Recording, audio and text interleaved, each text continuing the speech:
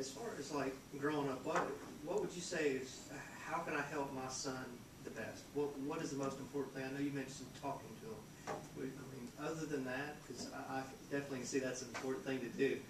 Is there anything else that you would see was important that I could help him? Because it looked like he's probably going to get implants also at a year old. And, that's awesome. Can I just tell y'all, Abby got one implant when she was almost 2. And now I see 2 implants, 12 months. It's a whole different ball game from when she was. But do you have anything that he could use with his son, other than talking?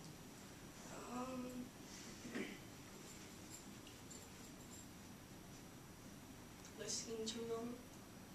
Take time to listen. I mean, that's important, and I'll tell you that in a little bit. It's important to talk, but you also have to take time to listen and let them have that opportunity to talk back. That's all I can think of. Can I just say, one of the most important things I think is treating them like a normal child. We did not baby talk with Abbey. Her cousins watched Teletubbies. Do y'all know who Teletubbies are? The language model is horrible. There is no language model. She loved them. You know, they're colorful. They're all, you know, they have no language. She loved it. And it's those kinds of things that I had to like pick and choose, you know, what I wanted her to be surrounded by. But we always treated her like a normal child. We threw her out there every chance we got, and she stood up on her own. She was strong enough to get up and get out there. It's just like any kid, you know. You're going to have to face that point in time where you hope you've done everything you can, but it's time for them to go, you know, and stand up and do their own thing and make their own friends and fall sometimes. And that's just a normal part of learning for kids and growing. And although I probably did shelter her a good bit, I tried really hard not to. I tried really hard to treat her as normal as possible. I didn't want her to feel like she needed a lot of special attention, or you know, I didn't want to create a diva or anything like that. So I tried to treat her as just normal as I could. I made sure she had the services. I made sure I talked to her. I made sure there were a few things there that I did and did very well.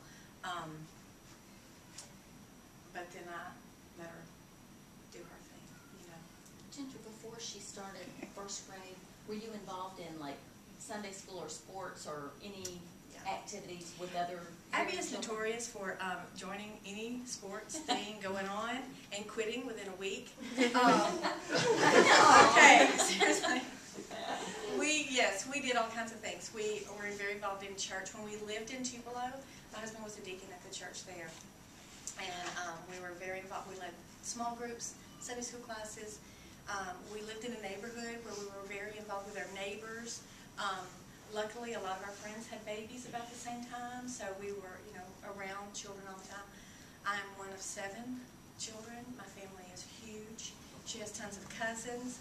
So although she was my only child until she was about 7, she had a lot of language going on around her. Yeah, she did all kinds of sports. She did gymnastics. She did softball. She swam on the swim team at the Germantown Center. Which was very interesting. And when we first started, I'm like, how is that going to happen? You know, she can't hear the gun when she's in the water. But they make accommodations. You will find sometimes there'll be people who will say no, but really most people really want to do whatever they can do if it's within their power to help. They'll help. So she was involved in lots of things. She still is. You know, again, I just try to treat her as normal as any hearing child would be treated. So that helped. She doesn't really want to go to school. So if you have more questions, go ahead and ask. Do you ever see yourself getting the left side implanted? Well, I'm scared about surgery, getting another one, so. Because you don't remember your first surgery, do you? I don't remember anything about my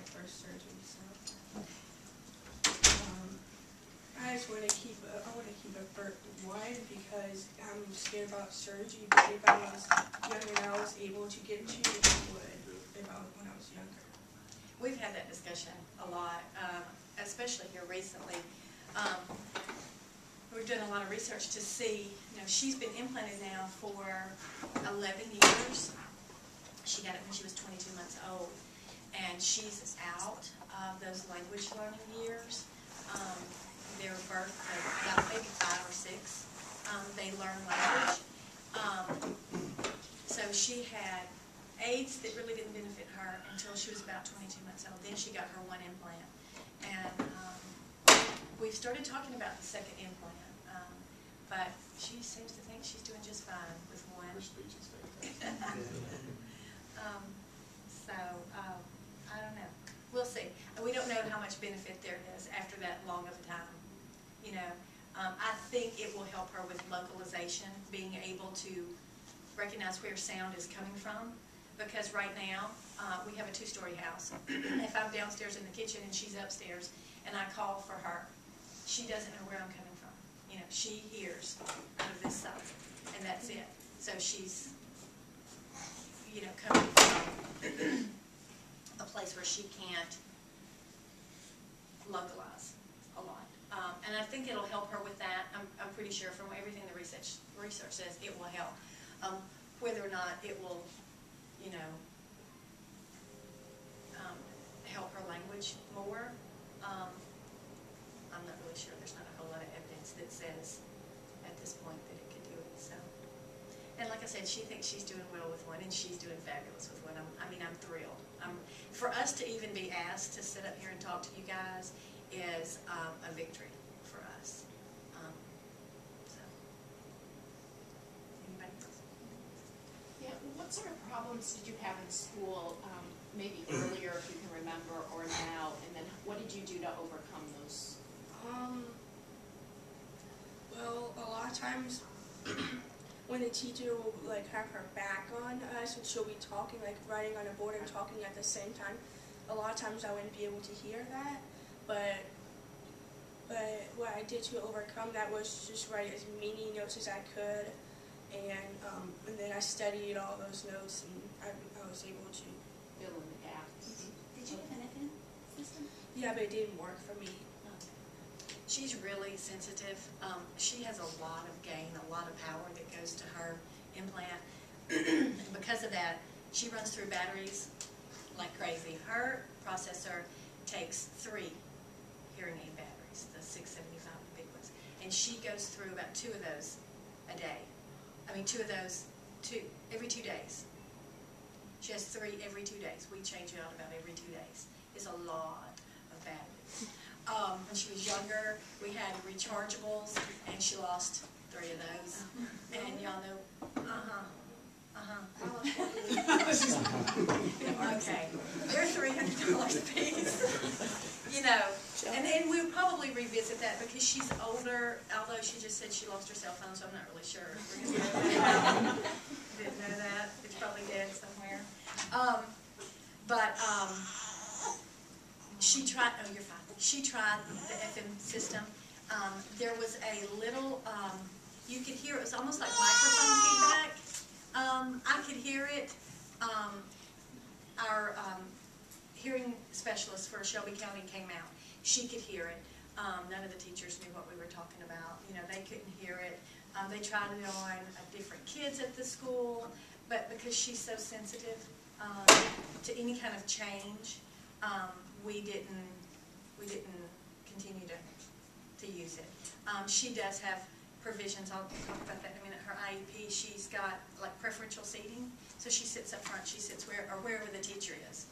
If the teacher stands at the blackboard, she's going to be right there in front.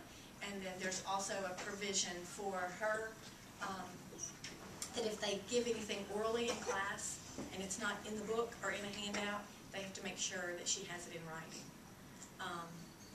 Just because as much as she gets in class, she still misses a lot. And especially if she can't follow along, it's hard. So those things have been helpful. But the FM system just didn't seem And we thought at first it was because she was out in the portables, which is apart from the school, but it does the same thing in most of the classrooms. There is one class that doesn't have a window that she doesn't seem to be bothered by the FM system. It's really odd. I mean, we've talked to people at Phonak, we've talked to people at Cochlear Corporation, which is who manufactures her implant. They couldn't figure it out. So, but we cope, you know. Those things that work and help you, you embrace them. Those things that don't, you just have to work around them.